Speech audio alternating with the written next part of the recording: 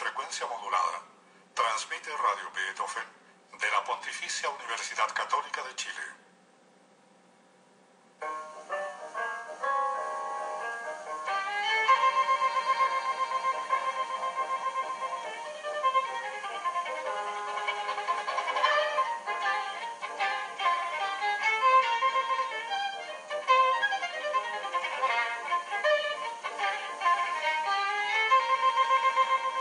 Muy buenos días.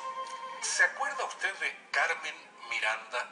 Seguramente quienes tienen 60, 55 años o más la van a recordar de esas películas en glorioso Technicolor, como se decía en aquella época, de la Metro-Goldwyn-Mayer, y era esa mujer de rasgos ligeramente negroides, ojos grandes, así como saltados, labios gruesos, que aparecía normalmente bailando rumba o cosas por el estilo, con unos estrambóticos sombreros en que se mezclaba piña con uvas, toda clase de fruta o alas de mariposa.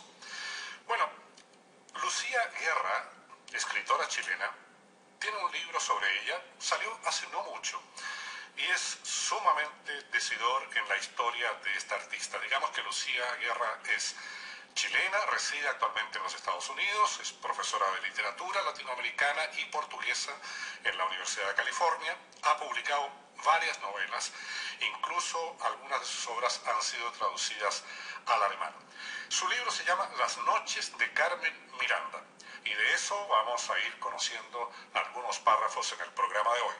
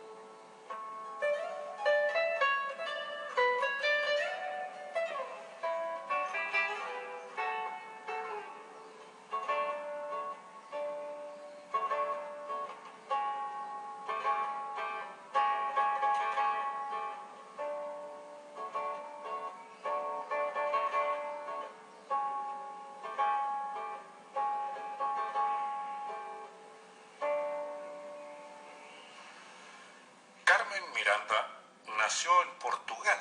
Su familia era pobrísima.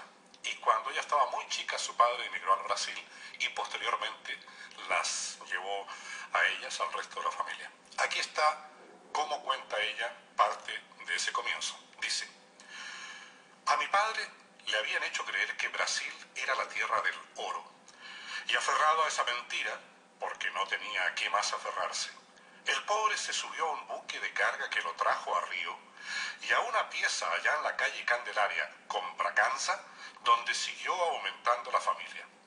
Así, los primeros años de nuestra vida los vivimos todos apiñados, durmiendo de a 2 o 3 en una cama, y él sin ganar lo suficiente como para poder arrendar una casa.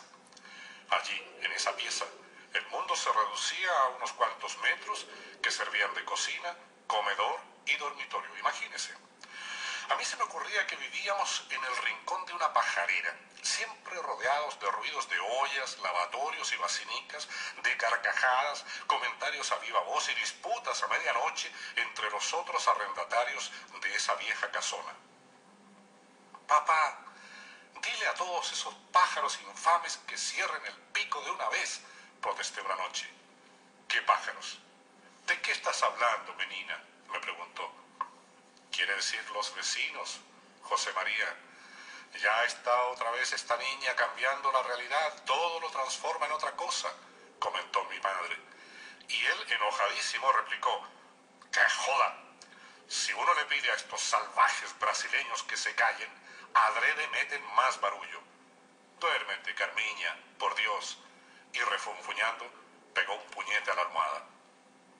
Hasta que un día, cuando yo tenía 6 años, papá llegó con la noticia de la posibilidad de arrendar una casa en el distrito de Lapa. Apretándonos un poco con el dinero de la comida, podríamos vivir allí, dijo, mirando con rencor las paredes de la pieza. Pero José María, ese es un barrio de marineros y mujeres de la calle, respondió mi madre alarmada. No tenemos para nada más, replicó enojado. Un padre pobre solo puede darle a su familia una casa cerca del puerto, con putas y marineros, con marineros y con putas, nada más. Las niñitas están escuchando, no digas esa palabra, le reprendió mi madre. Y eso es lo que son, putas, dijo con cierta amargura. Y luego mirando a mi madre a los ojos agregó: María Emilia, nuestros hijos están creciendo y se van a empezar a dar cuenta de muchas cosas. Tú y yo necesitamos tener un dormitorio aparte y un comedor. Entonces yo podría dar pensión y ganar algo, dijo mi madre, entusiasmada. Tal vez ya empiezas con tus famosas ilusiones. En fin, está decidido, afirmó, haciendo un gesto definitivo con las manos. En vez de seguir hablando de este asunto, más vale que te pongas a empacar lo poco que tenemos, porque nos mudamos dentro de 15 días. Después nos miró a todos con ceño autoritario y declaró alzando la voz: en cuanto a esas mujeres, queda estrictamente prohibido mirarlas y ya está. Y así fue como nos criamos en un barrio que no tenía nada de santo ni bendito.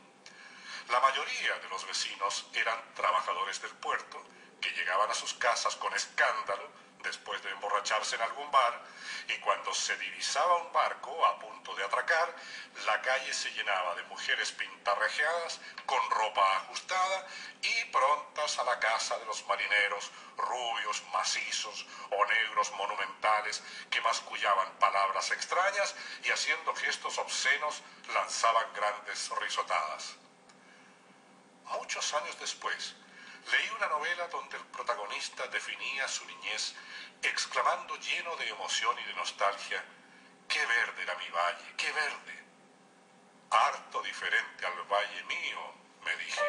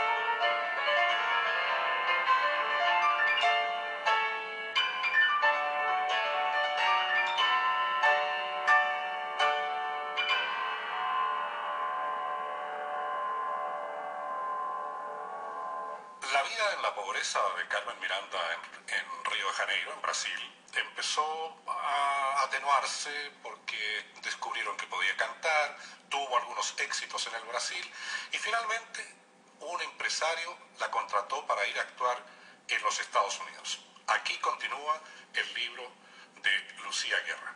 Leamos. Desde el primer día en que se le había acercado Schubert para proponerle un viaje a Nueva York, Carmen vivía con el temor de que ni sus canciones ni su canto gustaran al público norteamericano. Esa había sido la preocupación soterrada que latía en ella mientras sonreía en las entrevistas y en las fastuosas despedidas y también durante la larga travesía a Nueva York tan llena de pasión. Se lo comentaba constantemente a Aloisio, quien trataba de infundirle optimismo, no obstante compartir el miedo de que las actuaciones resultaran un fracaso frente a ese público tan desconocido. De verdad, mi amor, que si algún día me presentara en un teatro y hubiera apenas 4 pelagatos, no me importaría, le dijo Carmen un día, pero estas presentaciones allá en Broadway no me pertenecen para nada, no son mías, ¿me entiendes? Se trata de representar a Brasil, nuestra tierra, y todos ellos, desde el presidente hasta el trabajador más humilde, desde allá nos están exigiendo un éxito, solo eso, éxito.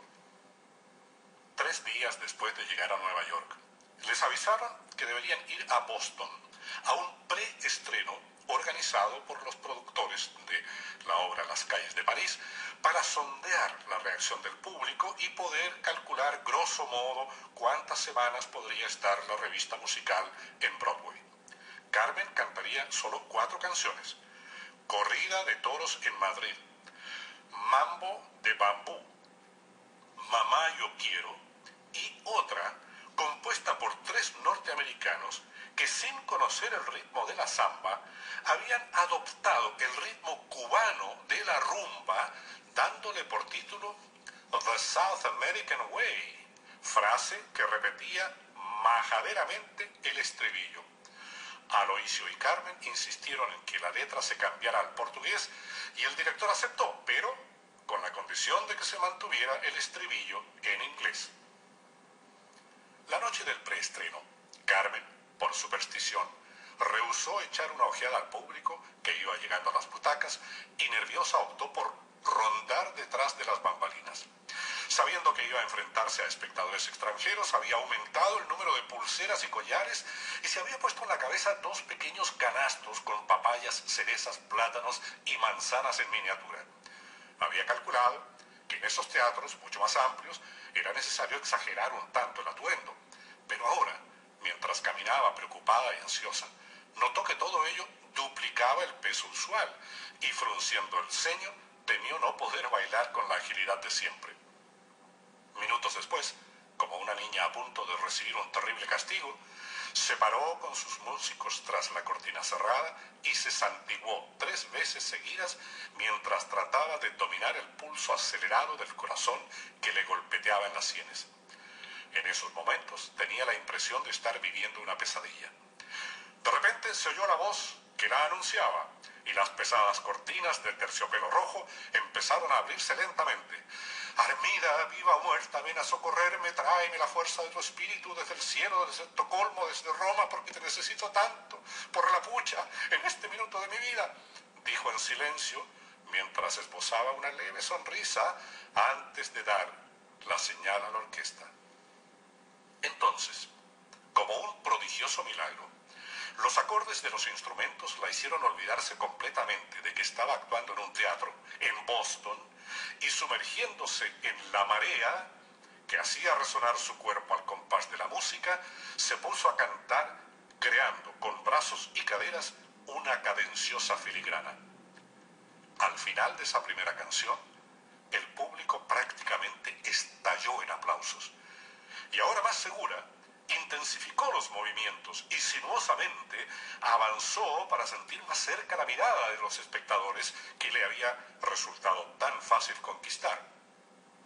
Nunca, lo juro, Nunca me olvidaré de esos aplausos, sobre todo cuando se volvieron a cerrar las cortinas. Esa primera noche hicimos nada menos que 3 saludos, con largas reverencias bajo un verdadero estruendo de ovaciones. Tropezándonos con el director y sus ayudantes, salimos del escenario y nos fuimos corriendo por el largo pasadizo, sintiendo aún el eco de los aplausos que parecían adherírseme a la piel, como un ligero y caluroso escalofrío que nunca antes había experimentado. Llegamos a mi camarín, cerramos la puerta de un golpe y nos abrazamos tan emocionados que ninguno atinaba a decir nada hasta que yo, elevando los brazos al cielo, exclamé riendo: díganme ustedes, muchachos, ¿por qué estos gringos, por qué mierda, por qué pucha, digo yo, estos gringos aplauden tanto si no entienden ni una sola palabra de lo que digo ni de lo que estoy cantando? Y no sé realmente qué nombre se le puede dar a esa sensación de tambores y platillos eufóricos que me anegaba de pies a cabeza y hacía que las palabras se me atropellaran en la boca. Las actuaciones en el Teatro Broadhurst, posteriormente en Broadway, tuvieron un éxito igualmente avasallador. Y a Carmen le parecía que estos triunfos eran como una campana que repicaba cada vez más fuerte, como si no existiera ningún límite. Ella siempre había pensado que gran parte del éxito se debía más que nada a la letra de las canciones y a esa aura sagrada que la samba irradiaba en todos los brasileños sin distinción de raza o clase social. Pero ahora, la reacción del público norteamericano, tan alejado de lo brasileño, la hacía reflexionar. Con la mirada perdida en las fachadas de los edificios mientras viajaba en taxi al teatro o medio dormida en brazos de Eloísio, se preguntaba constantemente a qué se debía ese éxito. Hasta que una noche, cuando se arreglaba frente al espejo en su camarín, le pareció encontrar la respuesta precisa. Esta gente no sabe nada de la samba. Me aplaude por mi arte, exclusivamente por mi arte, pensó. Me aplauden solamente porque soy una gran artista. Y riendo empezó a cantar bajito mientras hacía ondular el cuerpo al ritmo de una samba, diciendo: Carmen, te ves fabulosa. Eso le decía a la imagen del espejo y agregó: no, nada de verse, soy fabulosa y ya está, fabulosa y punto. En ese momento, Carmen ignoraba que aquel público neoyorquino había abierto en ella las compuertas de la vanidad, ese río imparable que hace ver como verdaderos todos nuestros espejismos.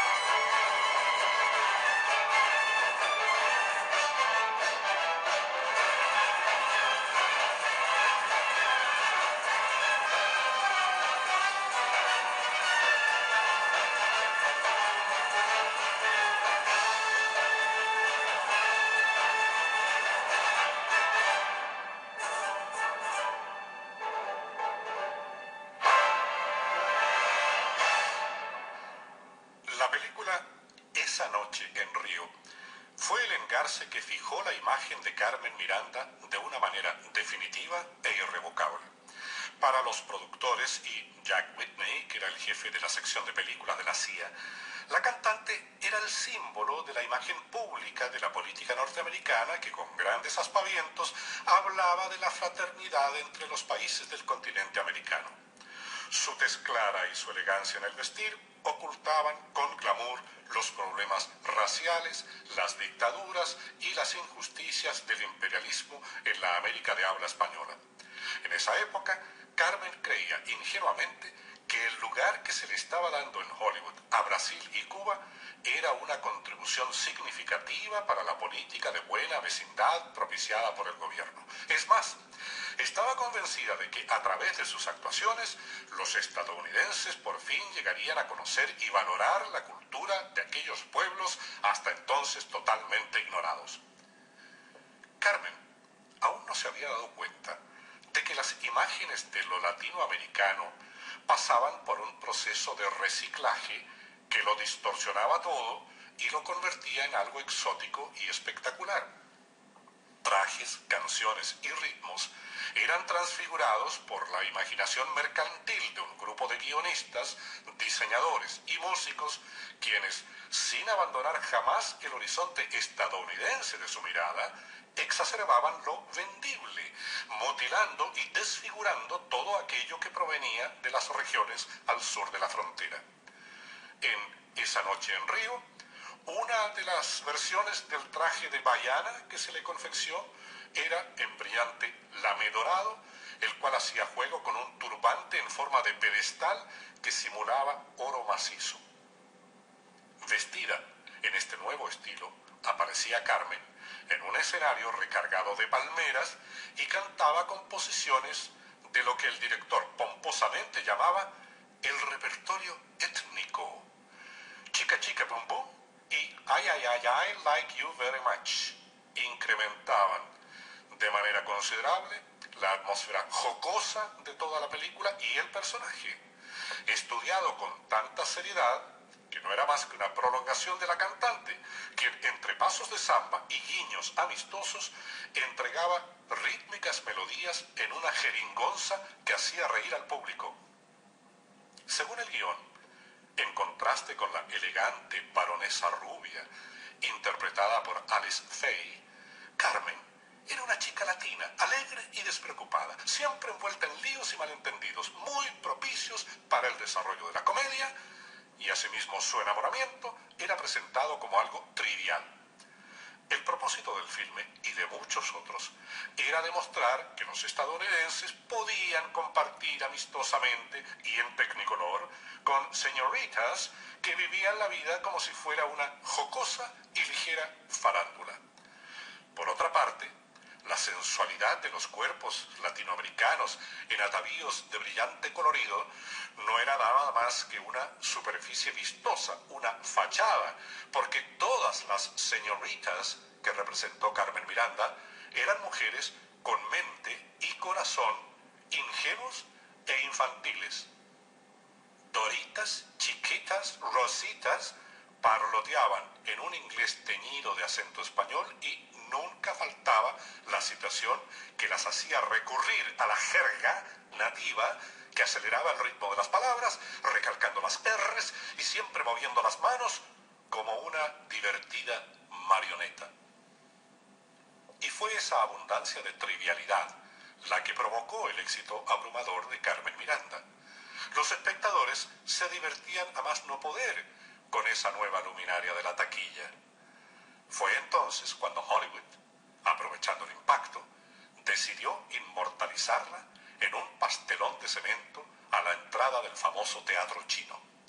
El 23 de marzo de 1941 llegó allí la estrella carioca, luciendo una versión estilizada del traje baiano en un sobrio plateado.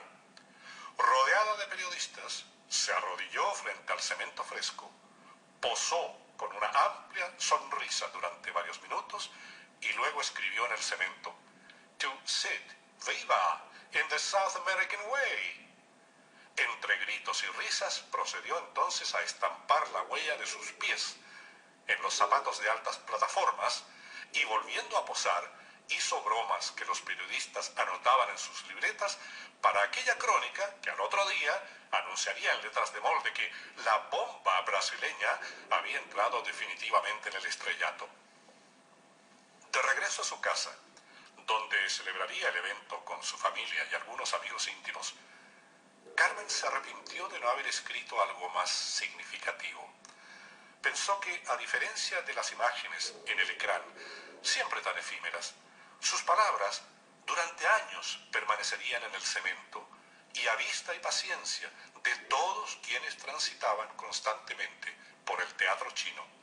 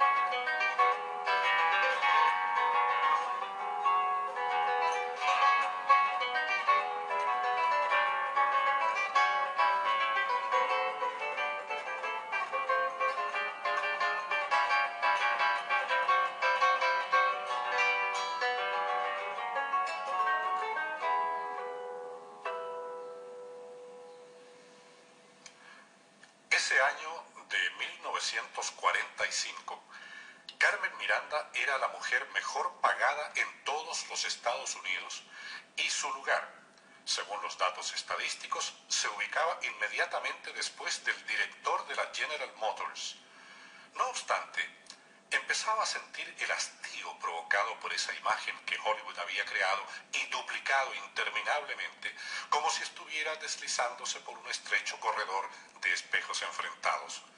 Su renta anual superaba los salarios de Bob Hope, Bing Crosby o Humphrey Bogart, pero a diferencia de ellos, privilegiados al punto de poder elegir y hasta modificar los guiones, Carmen, detenida o paralizada dentro del estereotipo, recibía un limitado número de ofrecimientos y una vez firmado el contrato, debía acatar al pie de la letra las decisiones del director, de los productores, de los coreógrafos y de otra gente que, como abejorros fastidiosos, supervisaban hasta el más mínimo detalle de su imagen frente a la cámara e incluso interrumpían la filmación por una gota de sudor en la frente o porque había pronunciado una palabra de manera demasiado correcta y ella no debía perder jamás ese marcado acento latino que ponía chispa y aderezo a todo lo que dijera.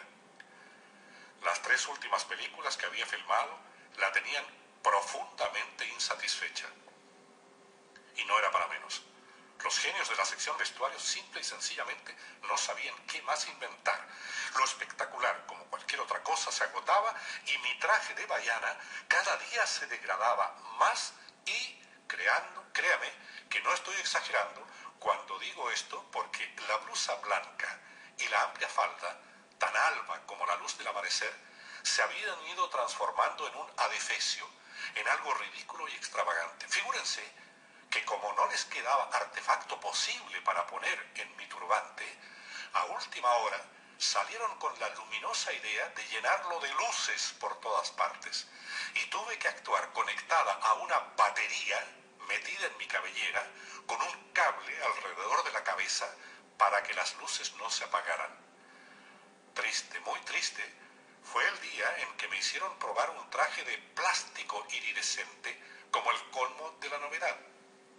Imagínense que esta era la primera vez que los diseñadores utilizaban este material sintético y yo, la primera artista que se lo ponía junto con collares y pulseras también de plástico, de esa sustancia sin la textura y el peso de la piedra, ni la sonoridad del metal tibio y opaco, liviano, casi sin volumen, servil por la facilidad con que se adhería a mi piel. Esa es la única palabra que se me ocurre para describir la sensación que tuve al probarme esa tenida confeccionada en plástico. De pie, frente a los grandes espejos de 3 cuerpos y con la desagradable sensación de que llevaba un vestido hecho de cuero de víbora, me vi como un fantoche. Eso era yo, un fantoche, un cuerpo que se vestía y desvestía al compás de los caprichos de un grupo de gente para quien yo no tenía ni mente ni alma. Era un monigote cualquiera, así lo sentí. Y en ese momento, por primera vez en mi vida, tambaleó el orgullo de siempre por mi carrera artística y pensé que el dinero y la fama no significaban nada cuando se debía pagar tan alto precio. Eso me dije mientras, desde el espejo, miraba a esa mujer de traje iridescente y ojos turbiamente sorprendidos. Cuando se iba a la cama, Carmen pasaba largas horas reflexionando acerca de su carrera. Una noche evocó vívidamente a aquellos cómicos que la habían imitado, obteniendo del público grandes carcajadas y muchos aplausos. Mickey Rooney, de estatura pequeña y aspecto por siempre adolescente, había aparecido vestido de baiana y mostrando dientes de niño travieso, se había puesto a cantar «Mamá, yo quiero», mientras movía las caderas con torpeza, dando burdos pasos de samba con sus piernas desnudas, enclenques y peludas. En otra ocasión, Bob Hope, alto y macizo, había entrado a escena en traje de baiana y, adelantándose a la actuación de ella, se había puesto a entonar en falsete «Brasil», mientras movía los brazos con afectación parodiando los gestos que se asocian con los homosexuales. Nunca había tomado demasiado en cuenta esas imitaciones, pero esa noche, en medio de la oscuridad, sintió una profunda congoja al darse cuenta de que, tras el humor, se estaba expresando también el desprecio soterrado que está casi siempre detrás de lo caricaturesco.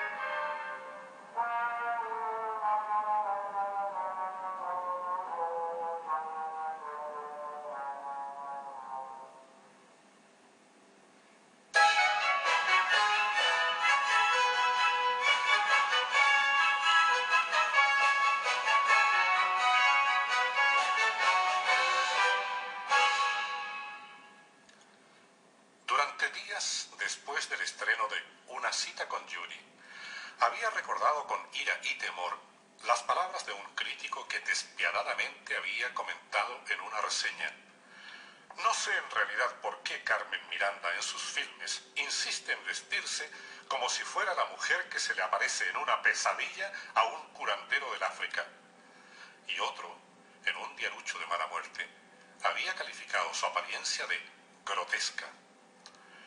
En Hollywood siempre se decía que las duras críticas y los comentarios malintencionados eran parte de nuestro oficio, y todos, desde los directores hasta el técnico que trabajaba en efectos especiales, aprendíamos muy pronto este otro arte de endurecer la piel para salvaguardar nuestro ego con pies de lodo y siempre a punto de desmoronarse. Pero al leer y releer esas frases de tono tan despectivo, que se referían a mí como un símbolo bárbaro y grotesco, me fue imposible mantenerme indiferente. Insultos, repetí furiosa toda una tarde bajo el eucaliptus, y tras la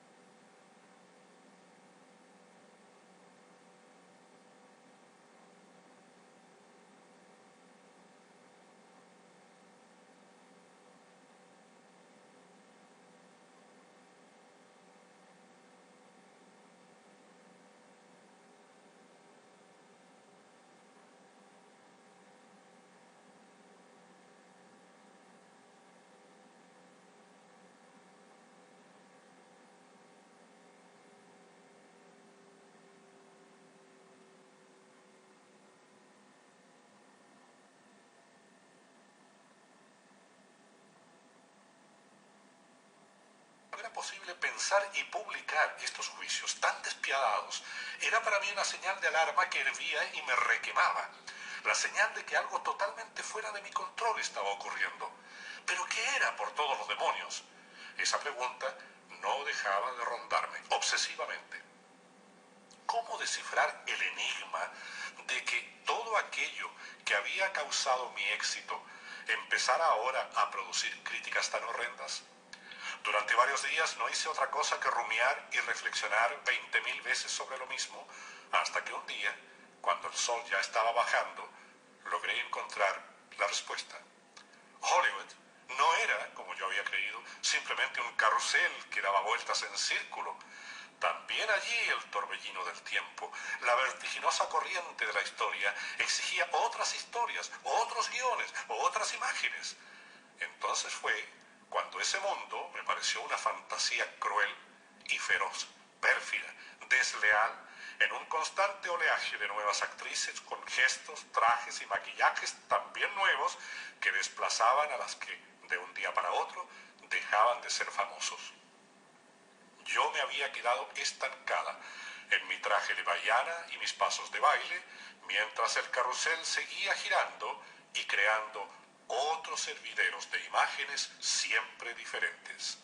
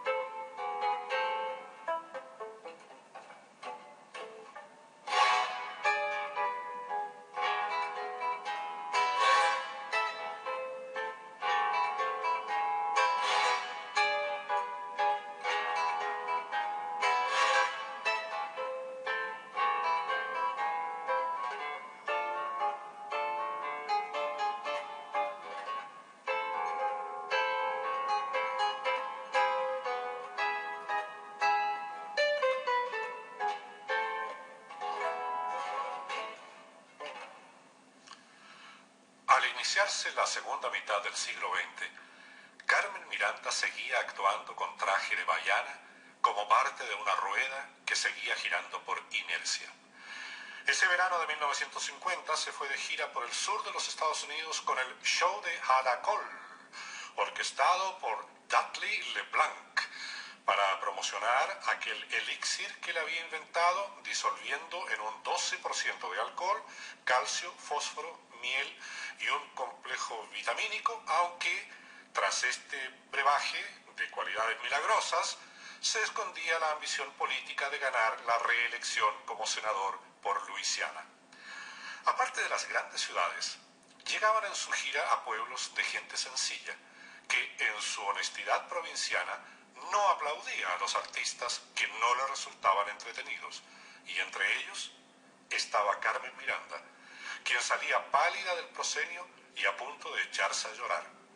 En la televisión, Milton Berle triunfaba con su programa de vodevil pomposamente titulado el Texaco Star Theater, en el cual, durante una temporada, apareció Carmen Miranda al lado del alto y fornido Berle, vestido de baiana y haciendo el papel de su hermana en una imitación burda y jocosa. Por la insistencia de Dave, además, aceptó filmar una película con Dean Martin y Jerry Lewis, en la cual ya no era la juvenil Rosita o Dorita, sino The Enchilada Lady, vendedora de comida mexicana. Y Jerry Lewis, allí, en un número que ya había dejado de ser gracioso por lo repetido, apareció vestido de baiana, cantando Mamá Eu Quiero, y al concluir la canción, se sacó un plátano del turbante y se lo comió, abriendo luego desmesuradamente sus ojos como un simio.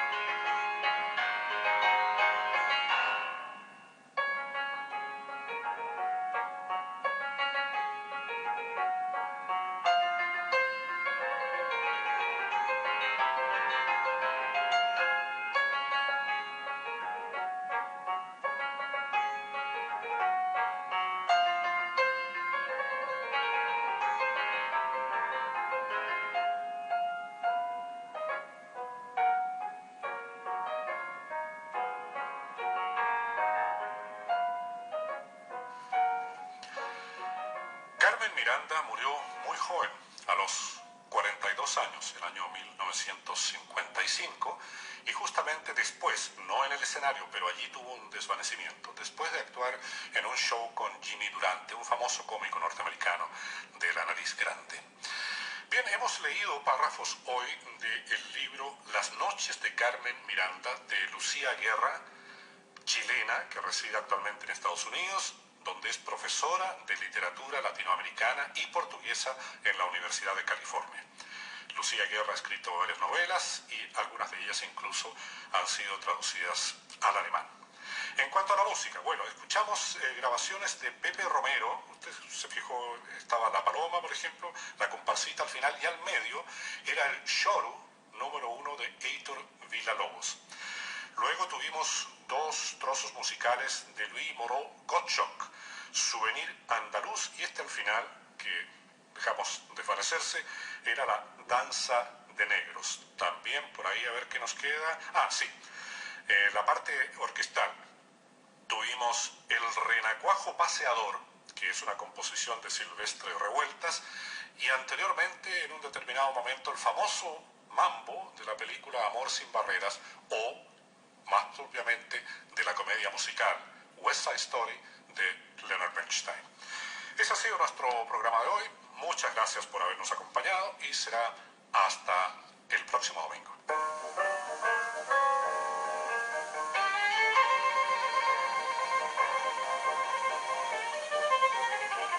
Hemos presentado Recortes con Patricio Bañados.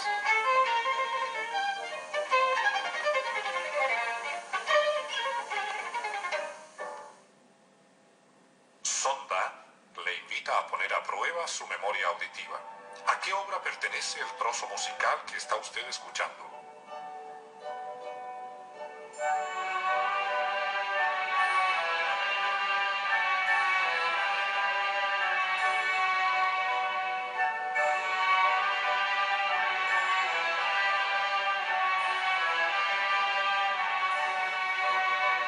Claro que sí, una parte de Los cuentos de Hoffmann, de Jacques Offenbach. Esta ha sido una contribución de Sonda al desarrollo de nuestros valores culturales. Sonda, líder latinoamericano en soluciones y servicios de tecnologías de la información.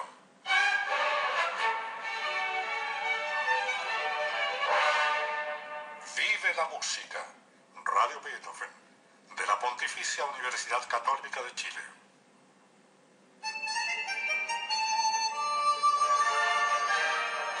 Radio Beethoven presenta Concierto Estilo.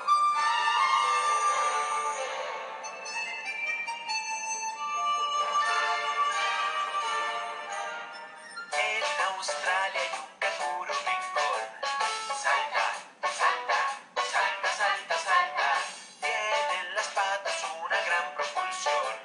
Estamos escuchando música del multifacético cantautor, compositor y actor mexicano Jorge Lan. Preparado está, tú prepárate también. Hay que tener muy fuertes los pies para ir a brincar con él. Salta, salta, salta, salta, salta, En el salta. espacio de hoy, una selección de la extensa colección para niños y niñas de este artista radicado actualmente en España.